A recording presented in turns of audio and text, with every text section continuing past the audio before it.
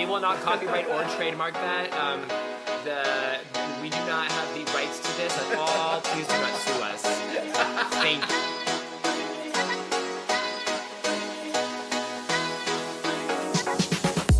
you. Welcome to These Unprecedented Gays, featuring Joe Granelli and Paul Smith.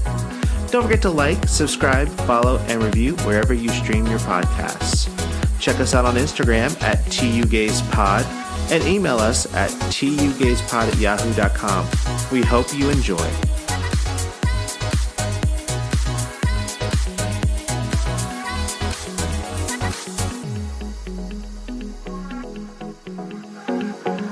So do we have to look at each other when we do this? Is this sex? I don't even look at anybody when I'm having sex. I just close my eyes, right? Only for a moment, and then the moment's gone. Oh, hey there. This is Paul. Oh, and I'm Joe. I didn't hear you come in. We're These Unprecedented Gays. We are. That's fine. I didn't even hear the doorbell. Well, I mean, do you even have a doorbell? Like, legit? Do you have a doorbell? I do legitimately have. I don't. Legitimately. Legitimately. I don't. Okay, like, this is, like, whatever, we're rambling. But, like, so I actually, like, really love the sound of, like, the old doorbells. Like, a nice ding-dong. Uh-huh. Not, like... I like a nice ding-dong. Okay. What a hostess. That's what I'm talking about. What are you talking about? Yeah. So, but no, for, like, a nice, like, old, where it's, like, you know, it's, like, not like a fake sounding doorbell. Yeah. Anyway.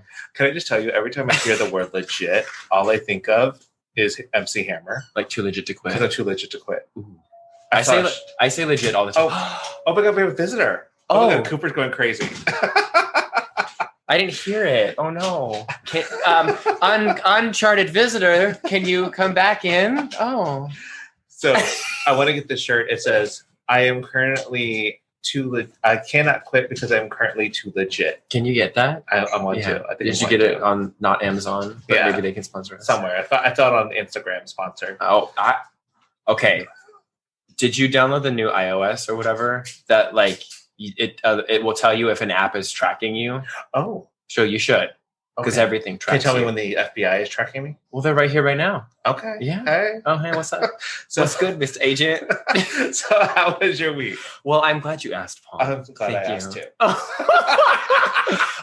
So I found out two things this week. First, I have found a new dip. Like dip, D-I-P. Like, let me see you dip, like gas brake dip, like dip, like you dip, we dip, I dip. Yeah, like, or like artichoke jalapeno dip. Okay. And so I was, I think it was Saturday. I don't know what day it was. Artichoke jalapeno. Oh, okay. But like, I learned today when I was reading the, what is that called? Package? You can have it warm or cold. I've only been having it cold. Oh, no, you put it on like a sandwich. Oh, I've just been eating it. Oh, yeah. No, like with a spoon. Yeah, that's fine. And some pita chips. Okay. Stacy's, if you want to sponsor us, I'll take those pita chips. I go through those like anybody's business. I'm just like, hungry with chips. I'm like, I think my bag's gone, whatever. And I got chip clips. So that was my first thing. So spinach, artichoke, what is it? Artichoke jalapeno. It's got a little bit of like a kick. Oh, okay. Yeah, it's creamy. Like me. Oh, spicy. Oh, yeah, because you're too legit to quit, you spicy boy. I'm too legit to dip. You have it here! That's the dip! Oh, yeah, we get that from Costco. Oh, okay, well, it's available at Smart and Final, which I would love a sponsorship from. So SNF, if you want to come through, let's do it. So yeah, that's the dip. You know what dip I love! So I recently discovered that dip this weekend, and I learned that Max is a midnight eater. A midnight what? Eater. Oh, eater. So he's like a snacker at night. So like he'll not eat his dinner sometimes, like all the time. And basically the next morning his food is gone. And I'll leave the door to his crate open because he just likes to sleep in there. And so he'll I think at night he'll venture out of the room because I leave the door like a little bit open, my bedroom door, just for like airflow. And the food is gone. So either that or like maybe I sleepwalk and eat my dog's food. Oh, well, let's hope it's the former, yeah. What about you?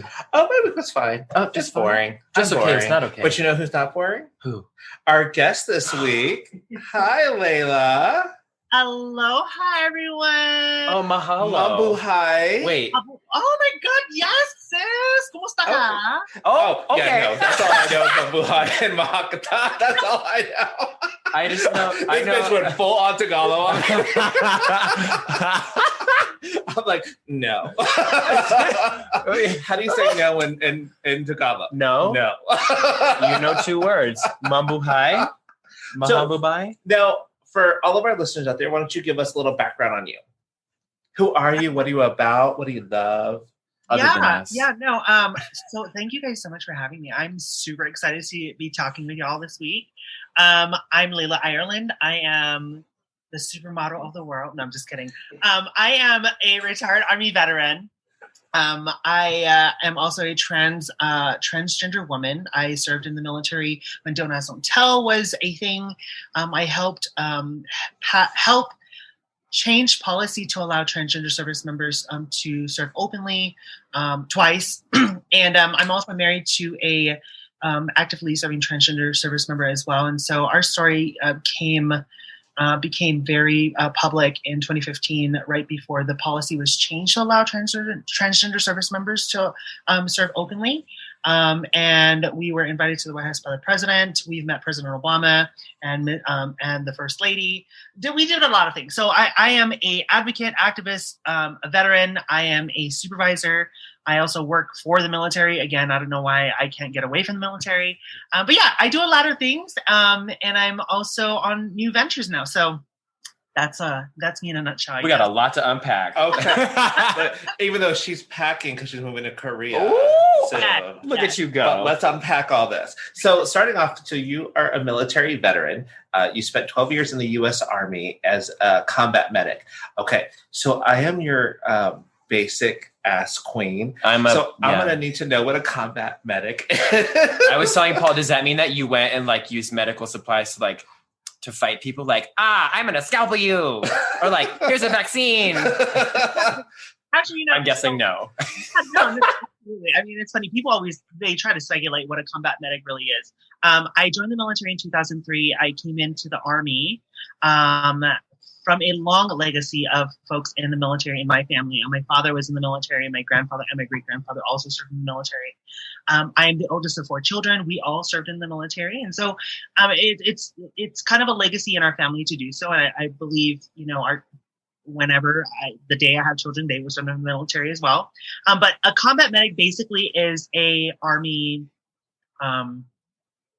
the nurse that you go and see that does triage and helps the doctors, right? And so we're more field people. So if you think of a soldier, think of that, and then put the triage nurse that you see at the hospital and put that together, and that's what we are. So we give the very basic, I shouldn't say just basic, we give care when, emergent care, when someone is blown up in country. You've probably seen some shit. Like, yeah. Damn. Yeah. Okay. So yeah, I came into the military as an interrogator in 2003, deployed as an interrogator. And I came back from that first deployment and just did not feel like that was the field for me because of my own personal morals and values. And after I came back from that tour in Iraq, I decided to become a medic and reclass to that. And then I was a medic ever since until the end of my career. So that's what I did. I patched people up. I've seen many different things that normal people do not usually see. A lot of those things I don't talk about because it brings back a lot of those memories. Yeah. Sometimes it's very triggering, not just for myself, but for the people that do listen to anything that I say. But it is therapeutic to talk about it from time to time because those things do still linger years later. And I still have those moments when I have to kind of just step back and take a long breather. Yeah. So your whole family, you said, kind of is part of the services. Were they all in the Army, or were they different branches? Yeah. So my dad was in the Army. My grandfather was in the Air Force, or he was in the Army and then he went into the Air Force, or vice versa. I can't remember which way it went. And then before that, my great grandfather was in the Army as well. So, I mean, this is a long legacy of folks in the military, of men in the military. And I was no exception as a male, the eldest child as a male growing up. And I wanted to be a part of that legacy. The only thing that was very bothersome for me was I didn't identify as a male. Yeah. So, I mean, if you think about it, Don't Ask, Don't Tell really talked about, really was the time where you couldn't be yourself. And so even with the trans ban, being implemented, it was the same thing, just it had a different cover of the book. And so I learned how to survive, but also learned about myself in so many ways and what was important to me and why I do what I do today. Okay. I just want to circle back because I don't know what an interrogator is when you say it in the terms of military. Yeah. What can I say about being an interrogator without any of us getting shot? I mean, I'm thinking I'm just thinking of like the movies where you have people in like the room and they're like asking questions. I'm guessing it's not like an interview. No, it's not. So a human intelligence collector or a human team is exactly that. When people think human intelligence collector, like people sometimes think we collect bodies, and that's not true. Well, it's true to a certain extent. Right? let's just say that. We got an inside edition here. But interrogators basically, we have to find information that would potentially hurt our U.S. forces overseas, or even our country.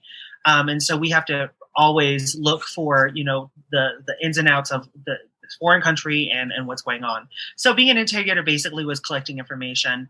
I will leave that to your speculation. Okay. There's a lot that I could talk about, and I stress the could part. Yeah. But I also talk about that in therapy because it is important to talk about. To kind of just digress from all of that. Right. And it's one of the things that all jokes aside, a lot of folks who are in this type of line of work or who are on the front lines often don't talk about these things because these are things we never want to experience ever again. Oh, absolutely. Absolutely. I'm going to let you speculate what an interrogator is. I just collected information. So I'm going to leave it at that. And we're okay with that. Now, so because you brought it up yourself, and I want to talk about it then, is you went into the military as a male, correct? Yes. Okay, so then you transitioned while you were in there. So can you explain to us, like, how does that work when you're in such a hyper-masculine environment? Mm-hmm. Like, what are those feelings? And do you deal with, like, PTSD, not only from your time in the military, but having those feelings and trying to deal with it in that kind of environment and everything? So, sis, that's a lot to unpack. I'm so sorry. No. I mean, it's a good question, right? A lot of the time I do talk about, what it was like to be in a hypermasculine environment and have to kind of navigate that while trying to understand my own identity. I'm very fortunate to have lived the life that I'm living and to have experienced everything that I experienced through the military. Coming in, I remember, signing the papers to enlist into the military. And one of the questions was still on the enlistment papers. Are you gay or are you homosexual? Actually, are you homosexual? How long ago was this? This is back in 2003. Okay. Oh yeah. Yeah. So it was still very alive. Don't Ask, Don't Tell, right? Because Don't Ask, Don't Tell wasn't repealed until 2011, if I'm not mistaken. So yes, I enlisted as a male. And even then I identified as a female, but, I didn't have the language nor the resources or the vocabulary to even really express how I was feeling. But it was very interesting to navigate that, right? Because, girl, let me tell you, I have some stories about basic training and AIT, honey. But that might be for another day. So anyway. We have time. I'm kidding. So I mean, it's being in a hyper masculine environment such as, the military was very eye-opening for me because growing up, I was very used to seeing how my father, was being in the military. and how growing up we had to cut our corners on our beds and make sure it was all nice and neat and hanging our clothes a certain way and being very militant, right? Being very military-esque. And so when I went into the military as little old me, it was very interesting because I knew what the environment was about, but I never firsthand experienced myself, just like anyone else, right? But I felt that I was walking on eggshells every single time because I didn't want to be caught for being gay, and which was really interesting because I'm sure there were 5 other people. Well, I'm not going to say I'm sure. I know there were 5 other people because we all kind of, just did our thing. I wonder what they're up to now. You should bring them on. Oh, yeah, absolutely. So having to navigate that, I found one of the things that my father said was, when you get to basic training, make sure you find the biggest person and you make friends with them immediately. And I did that, and I'm still friends with that person till today, and we talk all the time. He's one of my bestest friends. That's opposite than what you do in jail. Yeah, they tell you exactly. When you go in jail, you find the biggest person and knock them out. I won't tell you why I know that. We know, Paul. We know. So do our listeners, our millions of fans. Yeah, no. So I did that, and I'm not going to say his name, but we called him Superman because he was just so big compared to me. He's just this 6'2", just lumberjack looking. Oh my gosh. Oh. We'll bring Superman here. And he's from Wisconsin. He is corn-fed. Damn. Okay. They all are. Ugh. Everything. But I made good friends with him, and they ended up making me. I was the smallest person there in my platoon, and they made me the leader. Which I was like, don't put me as a leader. But I think it was strategy, right? It was very, okay, we're going to make the smallest person the leader because all these big folks, all these big guys do not want to listen to the smallest person in the room. And I was. And, I took that naturally. I took the role as a leader naturally. And I did what I did. And I was, recognized at the end of all of it after the 11 weeks of basic training. I was recognized for the leadership that I developed and how I led my guys to the end. And so it was really interesting. It was really interesting to be in that environment. And then going into my career, I still walked on eggshells. I still was very cautious about who I made friends with, almost kind of keeping to myself because I didn't want to let down that wall and have the chance of being outed by anyone. I did see, the witch hunts that they talk about. I did see the witch hunts for gays in the military. I saw several of my friends be discharged dishonorably for being gay before Don't Ask, Don't Tell was repealed. Wow. Like these are things that were happening. Not that long ago either. Wow. It's not. And I think it was my second enlistment. I was in Alaska, and I ended up marrying my best friend who was a lesbian. Because they were right at that point is when the height of the witch hunts for gays in the military was happening because legislation, the talks for repealing Don't Ask, Don't Tell was happening. And I think in 1 week I lost 5 friends, dishonorably discharged, never saw them again because it was a thing. And so living as a gay male, or at that time identifying as a gay male, being in the military was so, it was terrifying because I just wanted to be like my family. I wanted to make them proud, but I also was lying to myself because I really identified as the person I am today. Mm-hmm. And then Don't Ask, Don't Tell happened. I was in San Antonio, Texas. I was working at the hospital at Fort Sam. And when the decision for the repeal happened, for the Don't Ask, Don't Tell repeal happened, I've never seen such an amazing sight where it was a huge parade of all gays, all the LGBT people out there. And we had I think it was a 4-hour parade on this small strip in San Antonio. Some were in uniform, some were not in uniform. I don't think anybody cared if we, were in uniform when we're not supposed to be. But it was just so heartwarming to see so many people crying and so many people celebrating. there were allies amongst us, and it was an amazing moment to see that happen.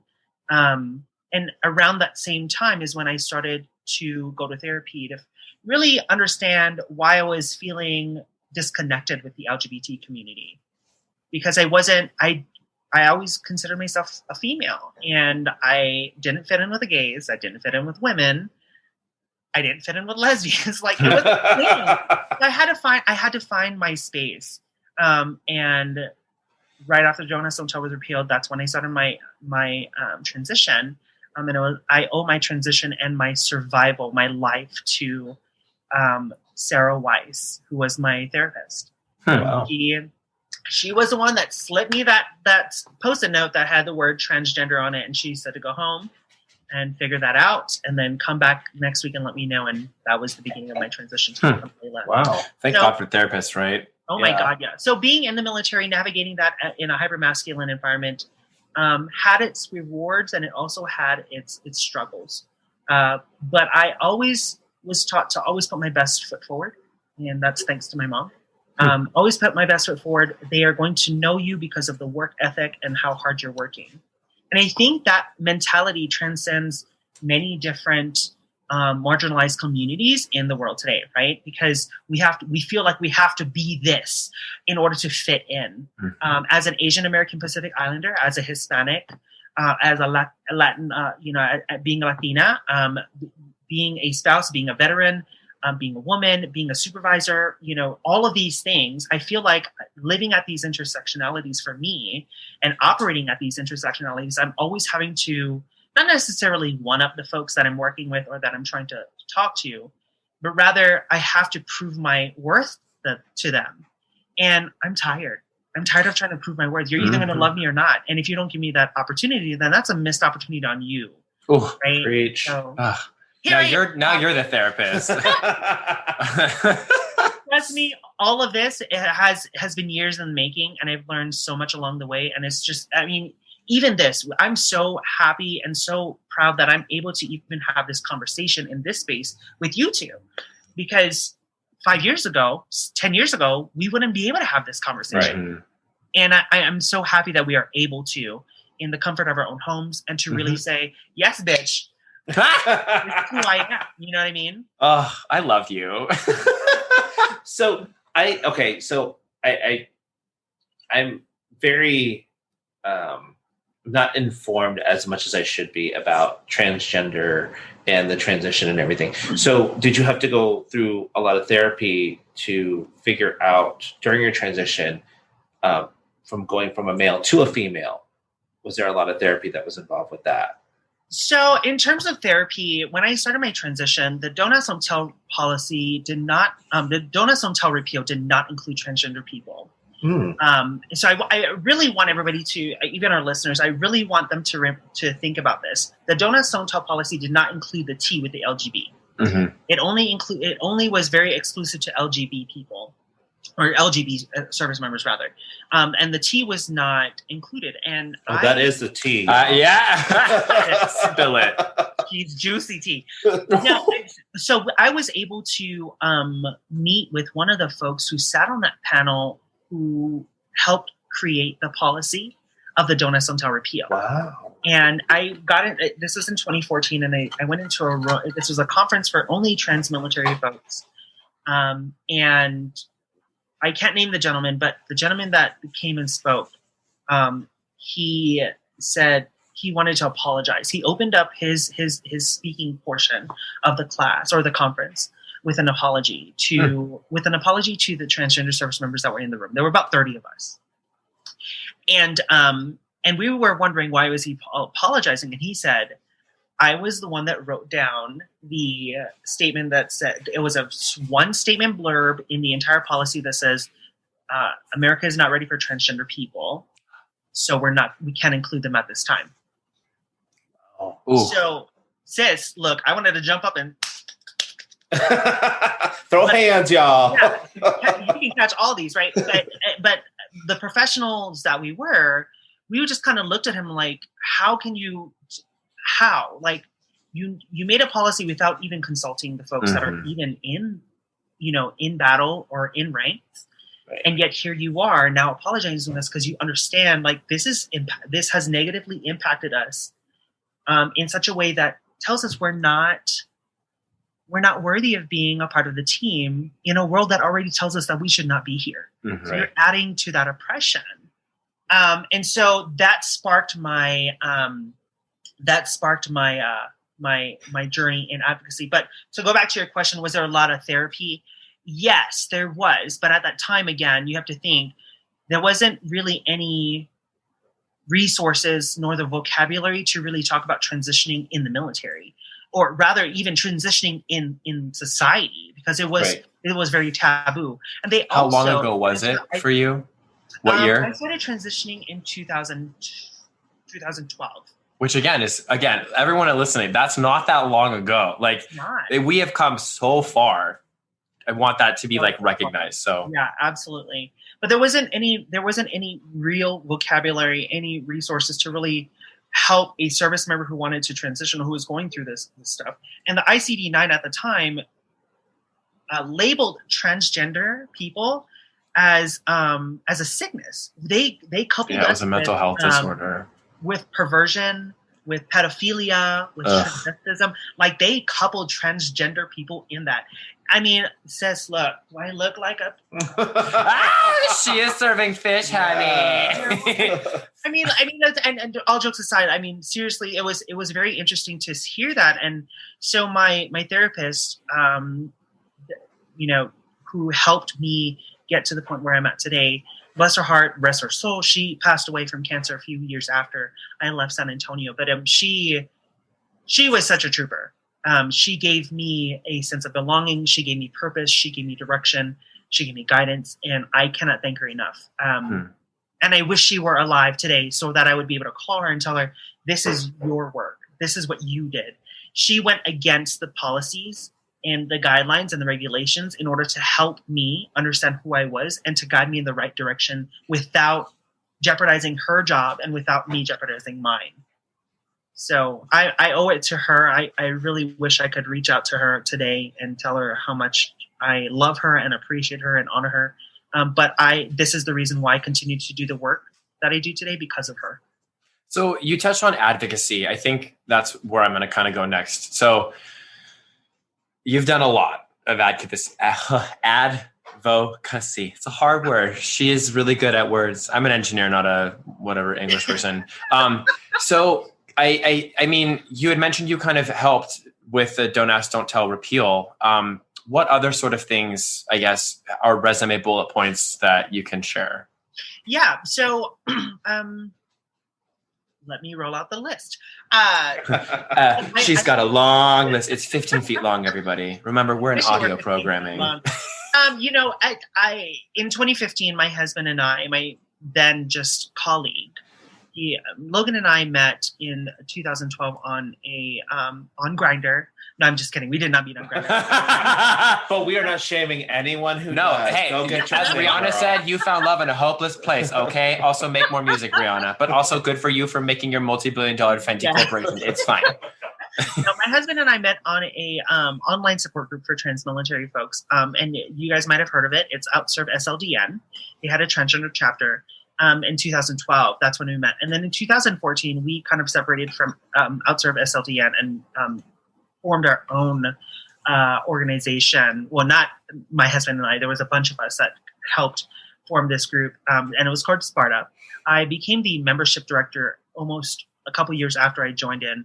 And so myself and other folks who helped create this organization that is over 1,000 people now, today, I think it's actually over 1,100 members who are actively serving in the military and identifying as transgender. So it was made by transgender people, for transgender people, operated by transgender service members. And so I was a membership director for them. I talk about, navigating the military system and the healthcare system for trans military folks. And since I've been out, I talk about veterans and LGBT youth. We also were invited to the White House in 2015 to meet President Obama at the LGBT Pride celebration at the White House. So we became the staple faces, for this LGBT or transgender service members movement. And walking the halls of the White House felt so amazing. We were the first openly transgender, currently serving active duty couple to grace the halls of the White House as our authentic self. See, I can't even say words, girl. Don't worry, you got advocacy. You're good. So, I mean, added to that, we have been on Ellen. We went to the VMAs. We got questions about that. Paul does. And now I work with Minority Veterans of America, where we cater to all a very diverse community of veterans, not just LGBT people, but women, Indigenous women, our Native American folks. Any type of veteran, we are catering to them. And so my job now, or my advocacy is about, my focus is on LGBT youth, because let's really talk about that. 2021 is on track to become the worst year of state legislative attacks against LGBTQ people in recent history, right? Mm-hmm. And so this is a national crisis. Like, I think some of the questions that I hear about, or some of the things that I hear, are not allowing trans youth to participate in sports, or in Florida, they want to review your genitals, private parts before doing anything. And I'm like, but you would never ask this of a cisgender heterosexual person. So but also they're kids. Like, that's gross.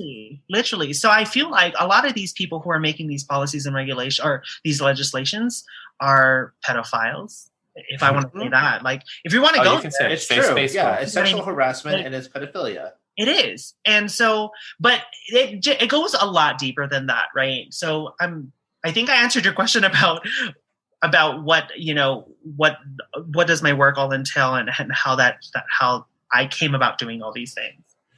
Okay, so for me, tell me why advocacy and being an activist is so important to you. Sorry, I had a drink because I was a little parched. She's thirsty, y'all. She's thirsty, y'all. Also, I really like your water cup. Oh, I know, it's a Yeti. Oh, if you want to sponsor us, please do. I have a clean canteen from like 8 years ago. Canteens are really good. Yeah. So what got me into advocacy and activism? I think this happened early on in the Don't Ask, Don't Tell era of my life, where seeing people's careers torn apart because of their love of country and their sense of duty. She's so duty. I know. I was waiting for you. I'm so sorry. We're 5 years old. Seeing people's lives torn apart because of who they are. Yeah. And not measured on their sense of duty and their work ethic and what they can contribute to the bigger, mission, became a personal mission for me, because I didn't want to see that happen anymore. And then when I transitioned, it became even more clear to me. One of the greatest things that we have as a people is the ability and power to tell our own stories. Mm-hmm. Regardless of what that story is, it is a very beautiful and terrifying and colorful story, right? No one person's struggles is worse than anyone else's. We don't know that. I can't measure my struggle against yours. I can't compare that, because what you might be going through and what I might be going through might be equally hard for both of us, but they may be very different. And so we have that power to tell our own stories. And I think that's what's important to do. When we humanize our struggles, when we humanize our movements, when we humanize our purposes in life, and we become relatable to other people, and when we share those things, people have a better understanding of why we're doing what we're doing. And so my advocacy and activism has become more prominent for me, because if not for me to stand up and say something about my own community, whether it's AAPI folks, whether it's about Hispanic folks, whether it's about veterans or spouses or LGBT people, then who's going to tell the story? Mm-hmm. Who's going to tell our future generations about the history of what is happening now Because if you don't tell history, if we don't share those stories, if we don't share experiences, then we are doomed to repeat history, one. Mhm. But two, we cease to exist because we don't know where we came from. And I think that's important to remember where we came from. The struggle is there. Yes, I get it, but it makes us who we are today and how we move about in the world. How do you keep that, I guess, like, how do you not let that, what am I trying to How do say? you Like keep that drive? yeah, because like, I feel like like, you know, I'm very like strong headed and everything, but there's a point where it's just like, I'm over this. Like, how do you combat that? See what I did there? Because you were a combat medic. Oh my God. Okay. But like, I mean, it must get tiring at times, right? Like how do you not let it really get you down? Is it that they're, you know, like you're basically telling your story so that other people can have a better life, or like what keeps you kind of going? What is my drive? My family. I'm going to be very cliche when answering this, right? My World family, peace. World peace. No, what's my drive? It's not easy. It's very easy just to wake up, and it's not hard to find a story out there because it's very blatant in front of your face. Mhm. Every morning on the news or on social media, you see what's happening. Now, does that mean it's true? No, it may not be true, and it may be true, but it's my responsibility as a person to really find out what the real facts are, right? And so before I speak on anything, I want to make sure that I'm educated first. So I do my research. So like we mentioned earlier about legislations across the nation, like these are very blatant.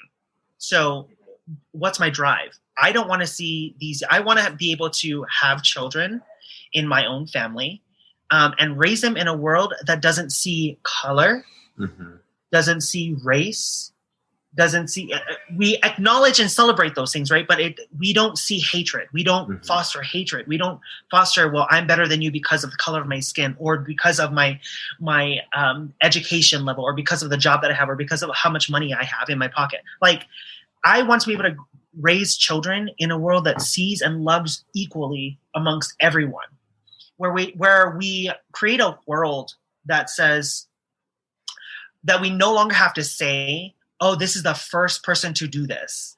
Right. I don't want to look at my kids and their generation and say, oh, they're the first Asian American to, or they're the first transgender person to do this. Like, child, look, there are too many people in this world that are doing amazing things that are not being recognized for that because of the system that we have and the problems and issues that still oppress them.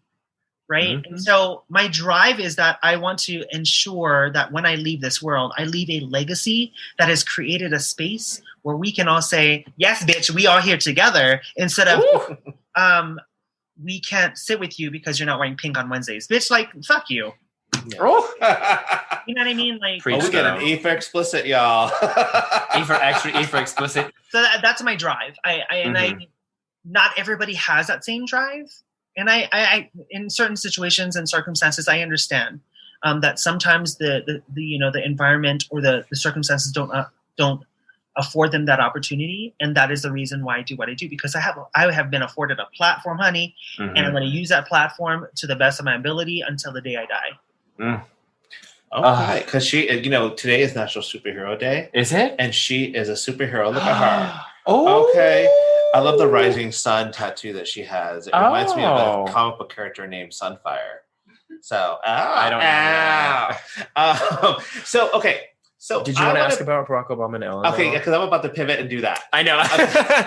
So give us a real tea on Ellen and Barack. Met Barack Obama in the White House. Okay, and so back when though? What year? So that was 2015. Okay, so was that he was at almost he was almost out of his second term, right? Yeah. Yeah, okay. So tell us about that. Did you want to grab his butt? Is he amazing? Did he tell you, like, did he inspire you just by like being in your presence? Did he smell good? So yes, I didn't want to grab his butt.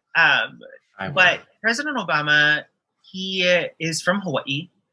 He is a graduate of Punahou High School, which is one of the prestigious high schools in Hawaii. And that sounds dirty.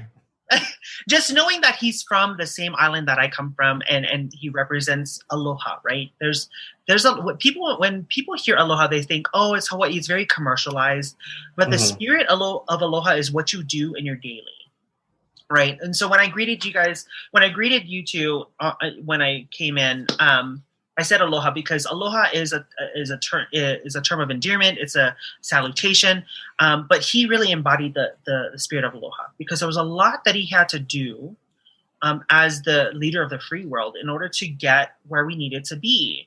And it's not an easy job. Everybody knows that being the president is not an easy job. It's not a walk in the park. But he, meeting him was very. It was an honor to meet the president of the free world who came from the same island as me, and him having watched our film before we came to the Pride celebration at the White House. He mentioned it. He said, I watched the film. I really thank you guys for your service and really thank you for what you're doing for the community because this is what we need. And President Obama included transgender people in his speeches, which is monumental for a lot of us that we did not feel seen, we did not feel recognized or acknowledged or respected. And he put us on the map because of it, right? In terms, he was just this tall glass of water. He smelled of Black and Milds. Oh, yeah. Wait, really? Wait, is this real? Real tea. He smoked? Yeah. And I think there have been a couple articles about him, and a couple things that the First Lady talked about, like, you need to stop smoking because this is not promoting the healthy lifestyle that we want. Oh my God, Barack. Yeah. So Black and Mild smell really nice though, so I'll give him that. In the right environments. But he was a gentleman first before the president. And that's what was very comforting because he knows who he is. Yes, he holds that office to the highest highest regard for himself, but he was also he was the people's leader. Right. And we went from that to, well, we're not going to get into that. But anyway. Yeah, no, let's not bring that up.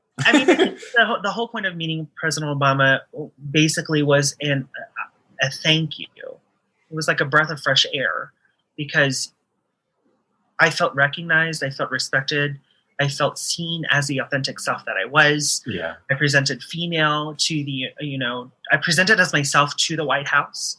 On the other hand, had food out in the foyer for us in the great room. And it looked like bacon, but it wasn't bacon. It was watermelon, and they had fried chicken. Oh. So watermelon fried chicken, and they had grape juice. No, grape, like it looked like okay. It looked like grape Kool-Aid. Okay. Now I'm okay. I'm down with that, but I'm also like, is this racist? Not if Barack gave it to us. We thought he's smoking his Black and Milds. We thought the same, but I think, they had it, the right intention was there to be this is family. Yeah. To place and be like, oh, we're serving steak tartare with escargot. Like, bitch, I don't want to eat that. I just want to eat the fried chicken and some watermelon and grape juice. Like, I'm okay with that. Was it Popeyes? No, it was not Popeyes. Because Asians love Popeyes. Okay, you know what I'm saying. I've never had Popeyes. Is there a Popeyes near us? Should we go to Popeyes? We can. We need to go to Popeyes. But Asians love Popeyes for some reason. I don't know why, especially Filipinos. They love Popeyes. Have you been to Jollibee? It's very reminiscent of Jollibee's. That's why. Okay. Oh. They had one of those in San Francisco, and I would always want to go, but like it was on a corner, and I never could find parking. And I always because it looked so cool, and I was like, I want to try so bad, and then I never went. And there's nothing near us. So. I'm so glad you think my culture is cool. You're cool, Paul. Mumbai or whatever it is. Whatever. Wait, I can say a word too. No. There we go. Look, I speak Tagalog. Okay, so tell us, because you mentioned the movie, so tell us about the documentary that you were referencing. Yeah, so she's an actress too, superhero, actress, activist. Man, I don't have enough fingers. J-Lo. Well, she's better than J-Lo. J-Lo lies about having plastic surgery. Oh Lord, yeah. We won't. That's a whole lot other things to uncover with that, but it is what it is. So in 2012, one of my good friends, Bryn Tannehill, who was also in Sparta, She introduced me to a friend who is now one of my best friends. She's my sister, Fiona Dawson, who is the assistant director or producer for both of my films. So Transgender at Worn in Love was a New York Times commissioned piece. It's 12-minute op doc about my husband and I, both of our journeys as individuals and as a couple transitioning while in the military. And it showcased the contrast in our situations, where he was very accepted. His leadership worked with him. He was able to, identify and be open about it, essentially, before the repeal for the trans ban. Whereas for me, it was the complete opposite. And so it really highlighted the differences in our individual transition journeys. It highlighted the contrast in how we were being treated in the military as a woman, as a brown woman, how the privileges he had as a white male presenting, very masculine looking person in the military. So it highlighted a lot of those things. And that's a film that the President Obama watched before inviting us to actually, it was because of that film we were invited to the White House. And then in 2016, I want to say, she's going to get mad at me. Fiona Dawson, please don't get mad at me if you're listening to this. 2016, let's hope she is. 2016, she's going to, she and a couple of our other friends, Gabe Silverman and, oh my gosh, she's gonna kill me. Jamie Coughlin. Gabe Silverman, Jamie Coughlin, and Fiona Dawson had this vision of doing a feature-length film. And it follows 4 transgender service members, myself and Captain L. Cook and Captain Jennifer Peace, who are also both in the Army. And it follows our journeys in our transition, being in the military, navigating the system in the military as trans people, and then watching all of that change. And so that's an hour and a half. But that was debuted at the South by Southwest Film Festival in Austin, Texas, and it won the Audience Award for it because of the timing of everything that was happening surrounding transgender people. So these 2 films have been used over and over and over. I cannot count how many times. And it was one of the key things in that catapulted our movement forward for transgender equity, transgender visibility, and foster those conversations with many organizations and businesses across the nation. And just recently, I saw that it was being used in the film in the education films in the UK. So it's really nice because people across the across the water are messaging my husband and I and saying, "Hey, we're watching this film now," and they're using it as part of the curriculum. And so I'm very grateful and honored to have that opportunity to really share our story and help other people find their own journeys, and to help make visible the issues that we're facing as a community, specifically the transgender community, and how we can move forward in making that easier for everyone else. And so, these 2 films have been crazy. I know what it's like to be on the behind the scenes stuff, and trust, child, there have been many times I wanted to choke my husband out. That's marriage, though. It is, but what goes into filmmaking, I tip my hat to a lot of these filmmakers who tackle these very controversial issues and topics, because you have to have thick skin, and you have to have a stomach of iron, literally, in order to digest a lot of what is happening. I've watched other films surrounding transgender people and the journeys that they're going through, and it's very sad to see that we still live in a world where we have to continue to prove ourselves to society that we belong. So, okay, so I had a question because you had mentioned that your journey was different than Logan's journey. So, so with that being said, was it easier for you to go through this with him, or did it make it more challenging because you guys had 2 different experiences? So in the beginning of our transition, because Logan and I started transitioning around the same time, And individually, it was hard to go through. For me, for him, it was a lot easier, almost night and day. As a couple, was it easier for me to go through my transition with him? In some aspects, yes, right? Because I was falling in love with somebody who understood what was going on with me, right? Because they could relate to the transition process. But a part of that was not so easy to go through because I resented him in so many aspects because he had male privilege. He had all this privilege. He was male. He was white. He was all these things, right? And so, and my husband always talks about it as well. He acknowledges that he has this privilege as a white male presenting, very binary looking male in society. They don't question him. He is a white male to society, right?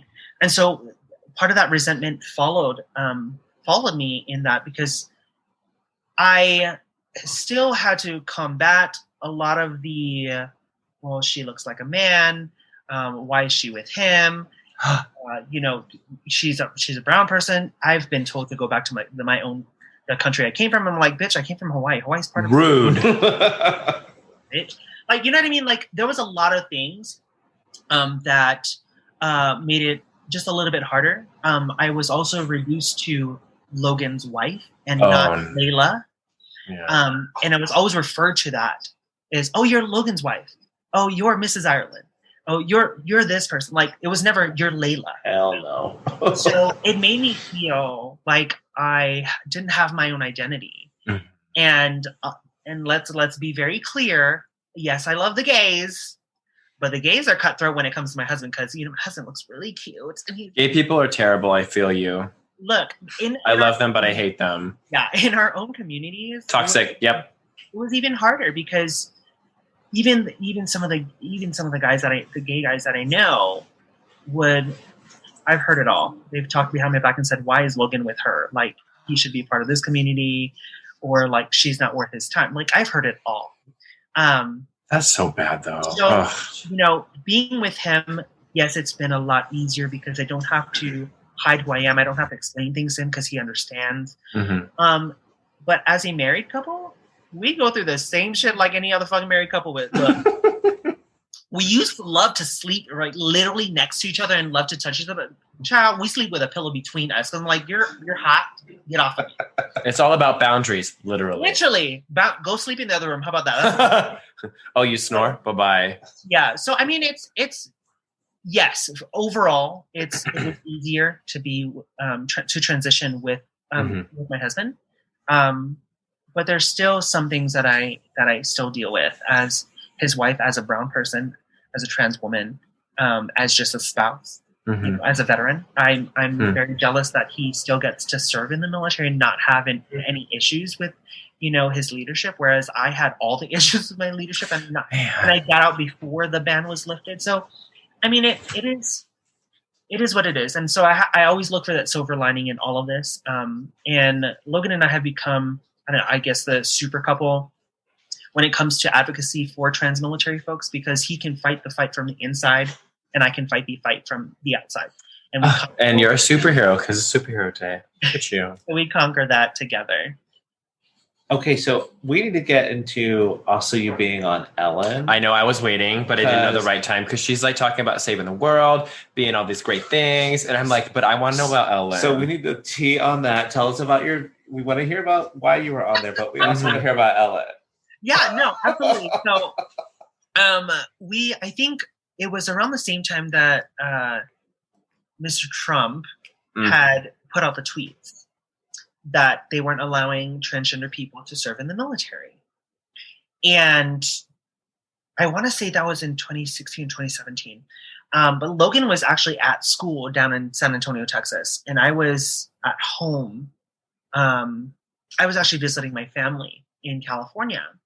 And I woke up to like messages upon messages because of this tweet.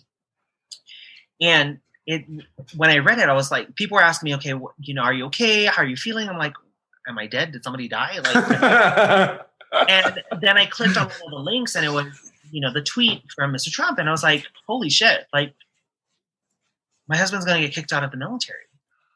Oh. Like that was my thought process, and immediately my mind went into work mode, into activist and advocacy mode, because we're about to. This is big, and so we went to. I ended up flying to Dallas, and I was visiting my in-laws, and I wanted to drive and go see my husband, because I was like, this is too big not to do anything about it. And Sparta, the nonprofit organization that I was with, we were getting our ducks in a row for media to talk about what's going on. And so when I went down to San Antonio, Logan and I talked about it, and we're like, this is just crazy. He could not take his mind off of school, because he needed to pass this course in order to be promoted. Like this it's a military thing.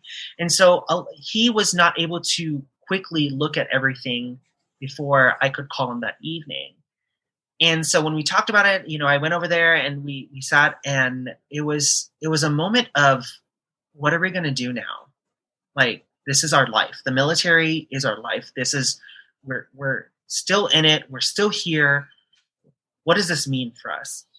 And while we're doing coordination for, media, and to talk about, giving them a quote on what it is that we're feeling or what we're going to do, we get this message on Facebook, of all things. And it was one of the producers from The Ellen Show. And me being the person that I am, I'm not going to trust anything that comes through Facebook, because he's shady as fuck. Yep. So I'm just like, so the message was, hey, I'm so-and-so from The Ellen Show. We really want to have you on. And we heard about your story, because we were featured in People magazine, talking about us adopting and that the new ban on trans people hindering that process. So we're like, okay. So the message said that they wanted us to be on Ellen. And I was like, this is fake. Like, somebody's fucking with us right now. Where's Ashton Kutcher? You're punking me. Yeah, literally, like, we're being pumped. And so then I was like, let me just let me Skype this person, because obviously they want to Skype. So I pressed Skype, and it was actually the producer from the show. And I was like, oh, you're real. She's like, excuse me? And I was like, you're real. And she said, yeah, did you think not? I was like, no, because half the people that message us, all their messages go to our spam box, because it's not real people. Yeah. And so Logan we jumped on, and we held our composure. And after she said, we'll get with you, send us your emails and everything. And so we did that. And as soon as we ended the call, it was, that's fucking Ellen. Like, holy shit. So obviously, small, minor peasant people like us, we were very excited. And so they started coordination, and then we had to coordinate with the military, because Logan was still active duty. And then we were on the show. Logan's mom was able to come. We wanted both of our moms to come with us. Unfortunately, at that time, my grandmother had passed away. So my mom stayed home. And it was very hard for me, because I wanted to be home rather than just be on the Ellen Show. Like, yes, that was great, but I wanted to be home for my family. But my mother-in-law was able to come and be with us there. And it was very interesting what goes on behind the scenes. You just never know, right? In having this platform, we have been afforded many opportunities to see a lot of what goes on behind the scenes. Sorry, that was me. Girl was getting one of them Facebook messages again. Ellen wants you. Ellen's ears are ringing. She's like, oh, well, hey, gotta have another person on. But we went to the show. They put us up in a hotel, and what goes on behind the scenes is very interesting, because it's very calculated. It's very organized. We didn't get to meet Ellen before we actually sat on the seat on stage. Oh. Only her producers came and talked to us. They said, this is what's going to happen. This is what's going to we're going to talk about, to kind of have your, what you're going to say about these topics. And we said, yeah. And then we got to meet her, and walking onto the stage, I will be one of the things that I'll hold dear to myself, because as a trans woman, as a AAPI person, as a Latina, as a veteran, as a spouse, having that stage and being on there and seeing all those people, and then being on national television, talking about the things that are important to us, put us even more on the map, and it made us more visible and more relatable and more human, instead of, we being relegated to just the idea of what trans people are. And so we talked about the adoption and the struggles, and we tried not to make it as political as possible, because Logan is still in the military and we can't speak ill of the current sitting president, or the president that was currently sitting at that time. And so we were very candid, but very cautious about what we said. Ellen smells like pine cones. Oh, interesting. Smells like pine cones. But she was really nice. And I know that there were stories about her going around that she's not this very nice person. We did not, honestly, we did not experience that. But everybody's experience is going to be very different, Yeah. And so she talked with us. I think our entire interview was like 15 minutes, but they only used like 7. It was really cool. It was really cool just to be on the show, meet her. She thanked us for her service as usual, as anybody would. She seemed very genuine. It was Logan's lifelong dream to meet Ellen. Well, there you go. So, check that blog for him. But it was a lot of fun. We had a lot of fun. So what did she do for you guys? Because it looks like... What do you mean, what did she do for them? If you guys watch, if any of our viewers or our listeners watch Ellen, they know that she usually teams up and partners with. Oh, like she gave you some coin. I gotcha. Yeah. Okay. And she did. She gave us that $25. That would be hilarious. Here's a Starbucks. That's the gag of the season. Like, thank you so much for bringing all of this to the surface and highlighting everything. Here's $25. Don't spend it all in one place.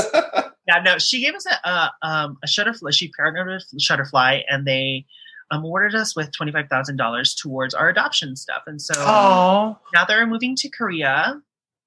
Ooh. We are going to be in the process of adopting a baby. Oh, and so that'll be the story. So we're supposed to reach out back to them to let them know when we've adopted, and so we may be back on the Ellen show again. My stepdaughter is an adopted Korean girl.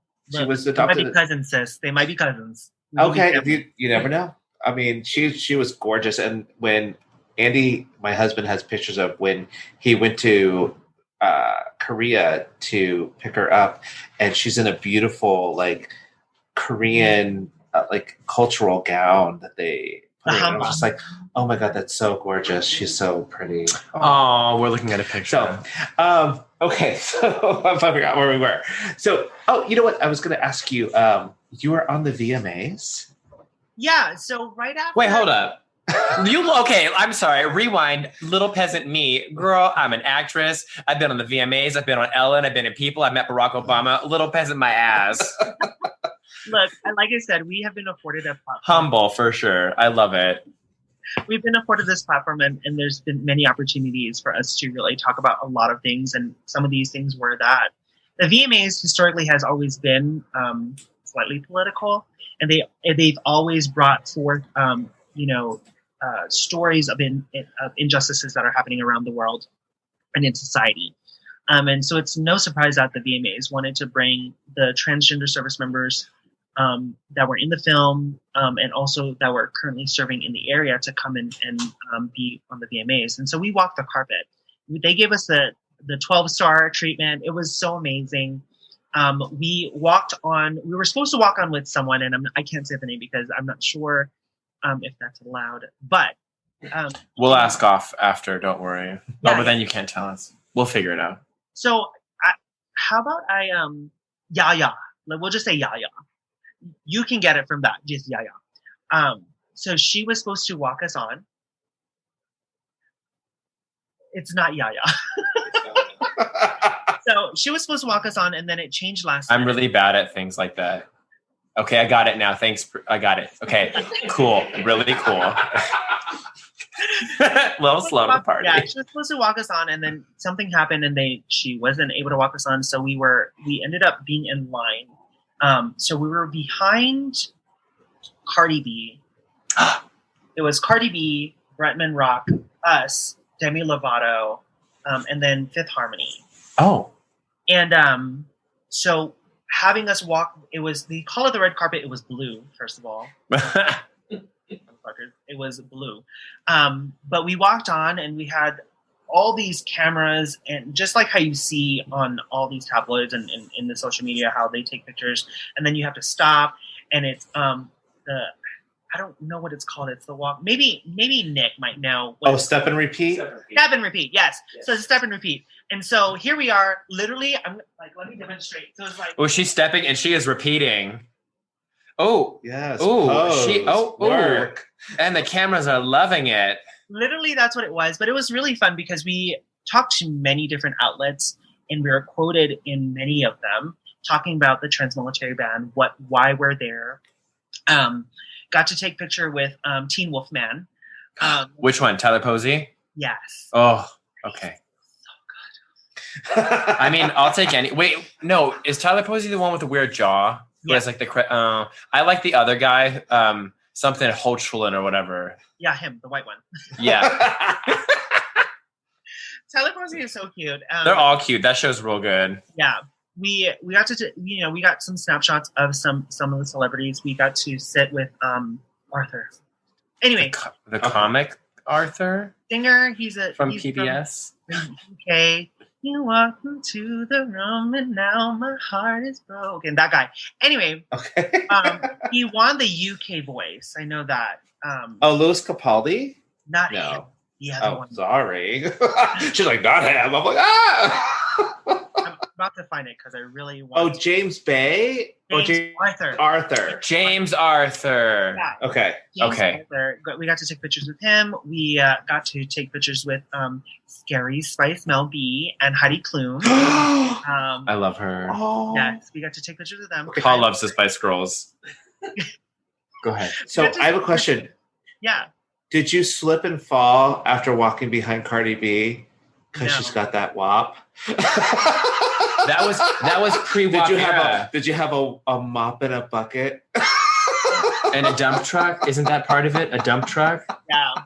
No, and then we got to take pictures with Kylie Richards from Real Housewives. It was a lot of fun. I think for common folks like us to not.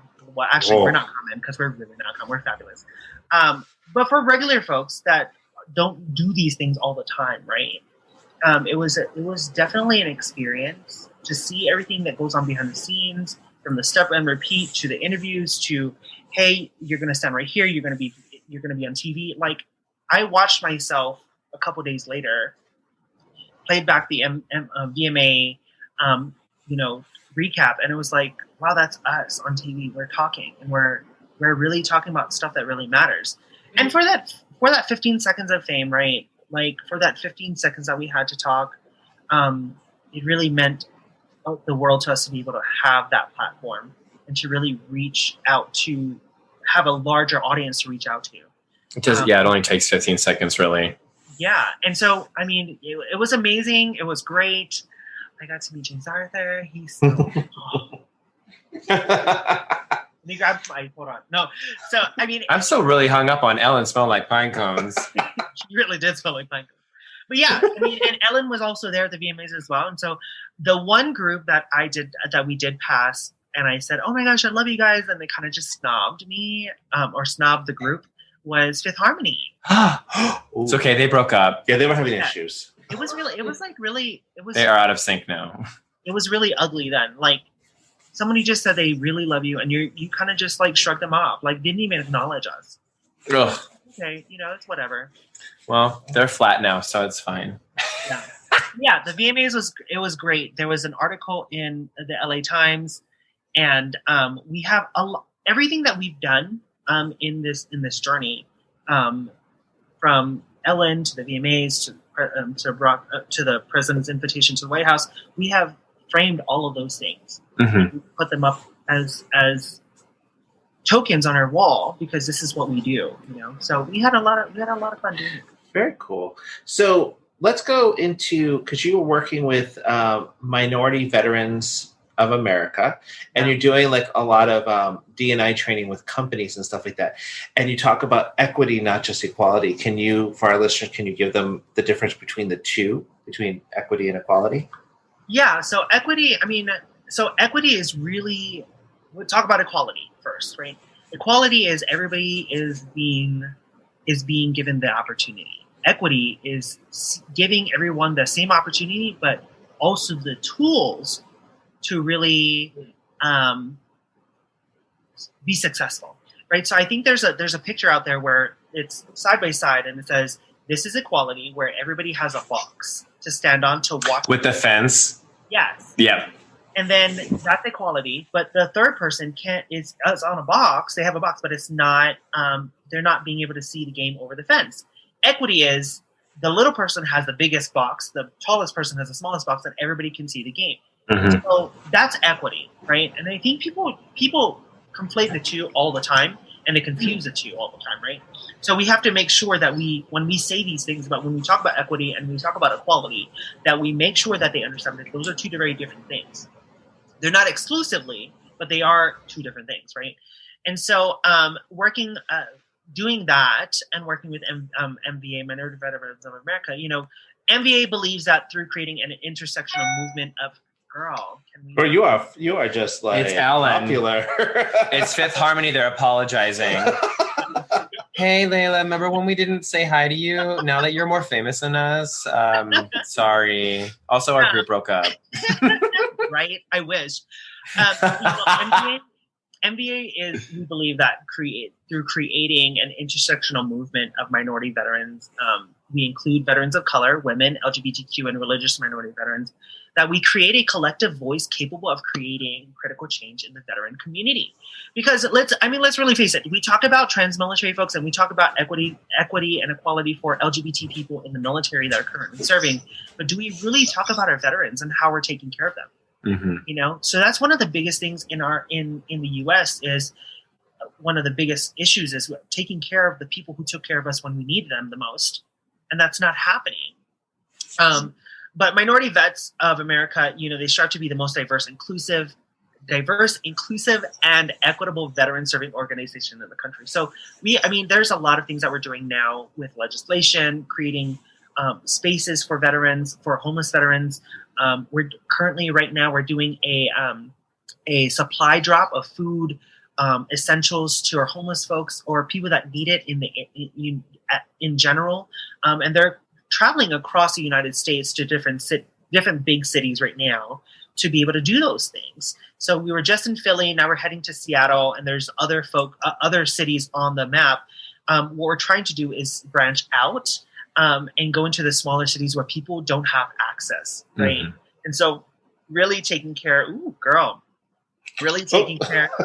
of our veterans, our homeless veterans, and really listening to the veterans now that are facing, issues and struggles that don't necessarily allow them the accesses that other people would normally have, like healthcare, like therapy, like treatment, like home, access to education, access to housing.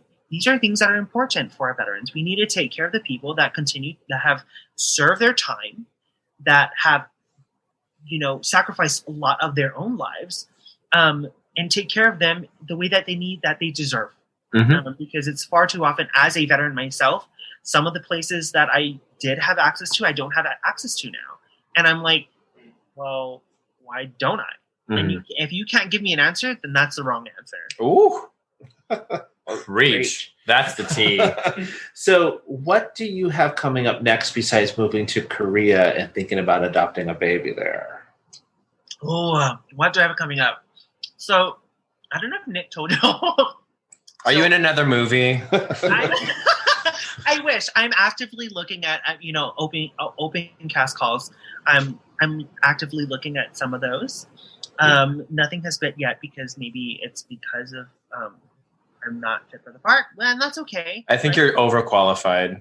I've always been overqualified. Which I never understood how businesses always say, "I'm sorry, we didn't pick you because you're overqualified." Bitch, if I'm qualified. Oh yeah. But I'm currently working on a podcast that I hope to launch this summer. And it's gonna talk about, you know, some of the things. It's not gonna be very general. It's gonna be very focused on women, but I want it to talk about all types of women. And of course, some of the speakers that I want to have on the podcast will be men and their perspective on some of these issues, right? Because we have to invite everyone to the table. Which, really quick about my advocacy and activism, the reason why I talk about these things is because in order to move forward, we have to invite everyone to the round table. Everyone, including Not the pizza place. Not the pizza place, yeah. Although they have real good pizza. Yeah. Have everyone present at the table, including the folks that don't believe we should be there. But here's the thing. I have had to, in my advocacy and activism journey, I've had to create my own fucking table. That should never happen. Mm-hmm. And really what it boils down to is that organizations and businesses minimize their success by holding themselves back from being the example that others need to see by inviting other people to the table. You know, marginalized people like LGBTQIA and indigenous people, even women, often lack the role models who share their same identity. So, like, for example, okay, so this may be a good or bad example. So, like, Ryan Murphy took the chance on doing Pose on FX, right?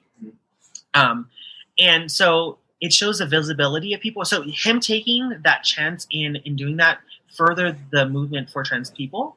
And it opened up his business or his spectrum on doing other things, not just specific stuff, but it's, you know, like LGBT things. So you have to be invited to the table. And if they don't want to invite you to the table, create a fucking table and invite the same people over to your table so they can hear what you need.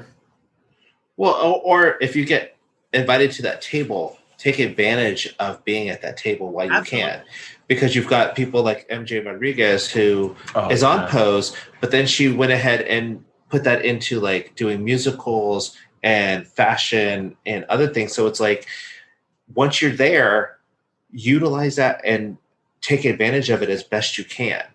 Because if you're in the room, like you want to take advantage of it until they kick you out. Mm-hmm. That's the first hurdle, just getting into the room. Yep. Right. But on the flip side of that, I always tell this to other folks who say, you know, why do you do this?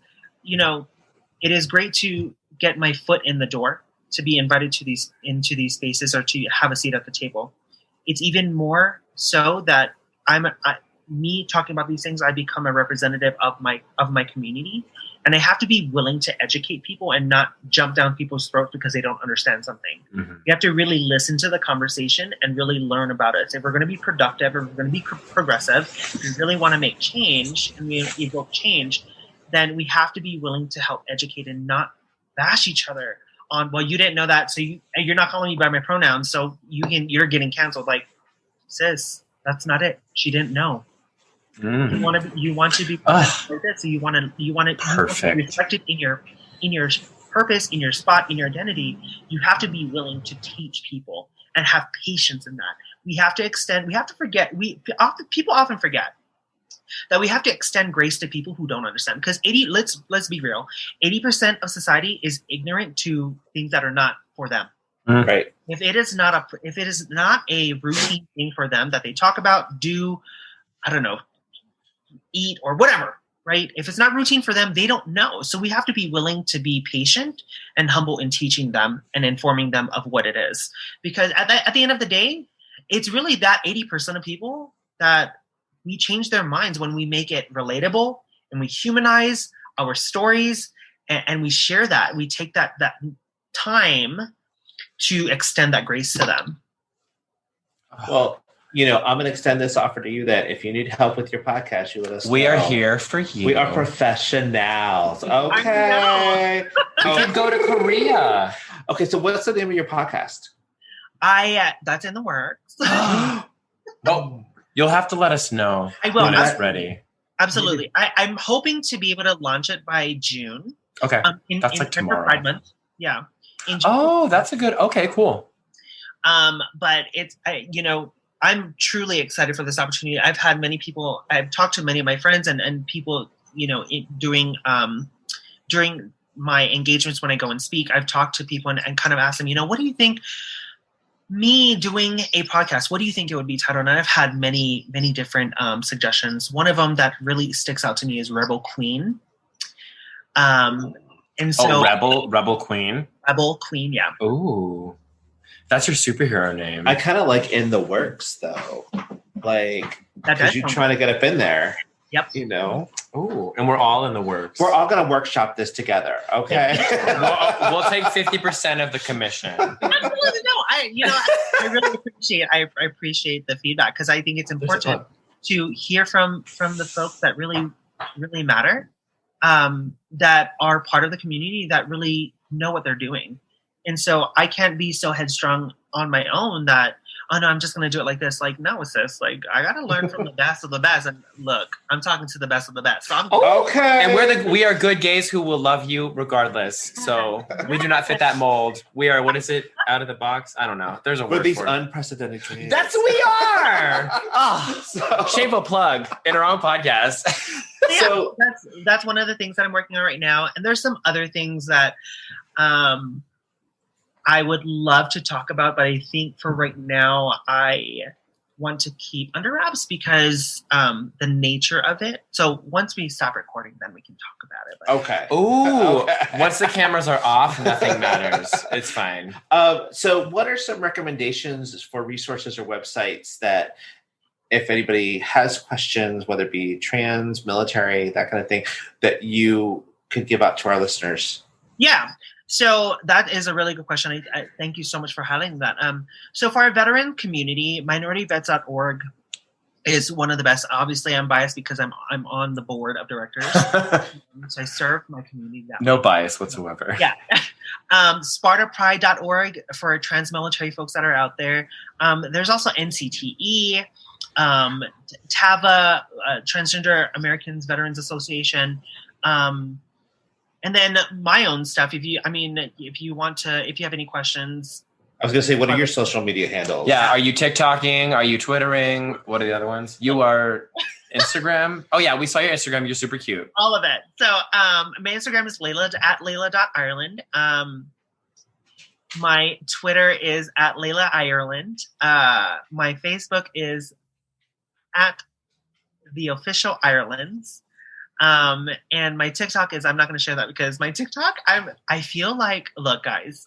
Wait, are you a TikToker? I do, but we do not TikTok. It's very confusing to me. It is. It's very confusing. I have had, every time I go to visit my nieces in California, I have them teach me how to do the dances. I feel like I'm old and I shouldn't be doing this, but it's so much fun to do. But also the dances are really hard. Like that's like coordination. I would hit a wall. Yeah, like one of these and one of these. And I mean, I could do that. We're doing some like hand, whatever these things are. Yeah. Like I could Macarena left and right. I can Macarena left and says I got a mean Macarena. Hold on. Hold on. So I'm just gonna. I know y'all can't see it.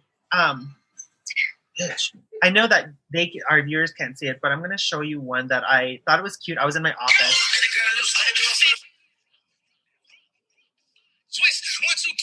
Oh, damn, you got the moves down. Oh, okay. Oh, there's some leg action going. Oh, in your scrubs. Oh, there's a booty bump. She was about to crump up in here. I was like, okay. Let me see your nay. Oh, yeah. I would follow you, but I don't TikTok, so. Yeah, no, so one of my nieces said, Auntie, are you on TikTok? And I was like, no, what is TikTok? And she was like, I already knew what TikTok was. But like, okay, this is something new.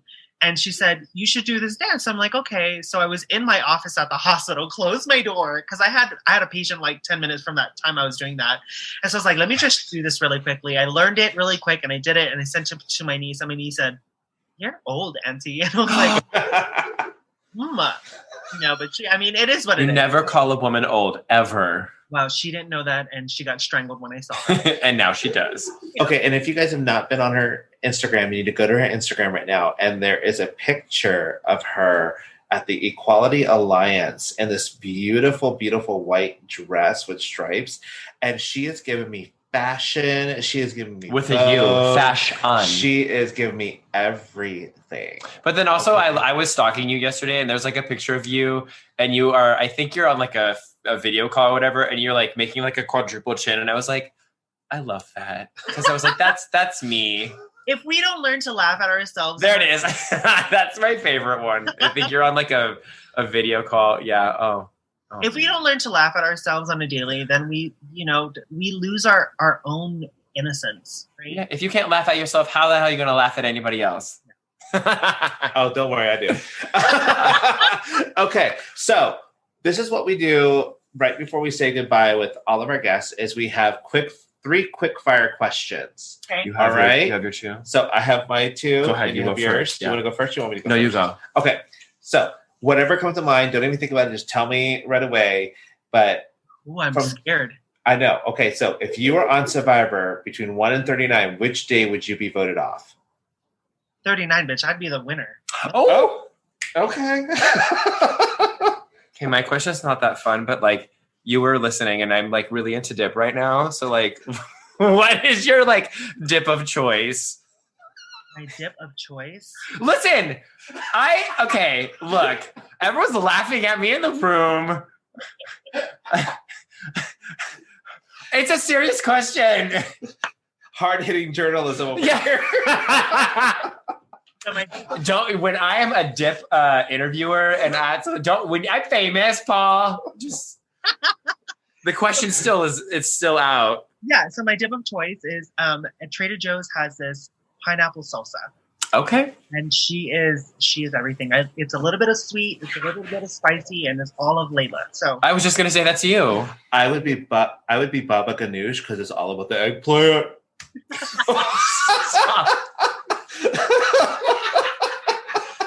Oh my God. Okay, so last question. Lord. If you were a cereal, what cereal would you be? Oh, okay. So you giving me shit for the dip question, and you come here with your cereal question. That's fine. I love cereal, so it's okay. What cereal would I be? Can I choose 2? Yes. So the first one would be Fruity Pebbles, because I'm fucking fruity and a pebble. And 2, I'd be the Lucky Charms marshmallows, just all the marshmallows. Oh, okay. I haven't had that, but I would like it. What would you be? I would be, like all cereal. Okay. Because it's either Cinnamon Toast Crunch, Captain Crunch, Cocoa Puffs, Cocoa Pebbles, Reese's Puffs, Cookie Crisp, Honeycomb, Honey Crisp, anything. Okay. Apple Jacks. Oh, the whole aisle. Apple Jacks. Kicks. Fruit Loops. Never Kicks. God, who do you think I am? Okay. Because, see, I would be Rice Krispies because I snap, crackle, and pop, bitch. Oh, grrr. But, like, on its own, is it that good? Nobody cares. Well, then Lucky Charms is great because they're magically delicious. Oh, there you go. Mm-hmm. Well, all right, Laila Ireland. Thank you so much for being on our podcast. We really appreciate it. And it was so 100%. Much fun. Yes. Absolutely. Yeah. You're a joy. Go follow her, everybody.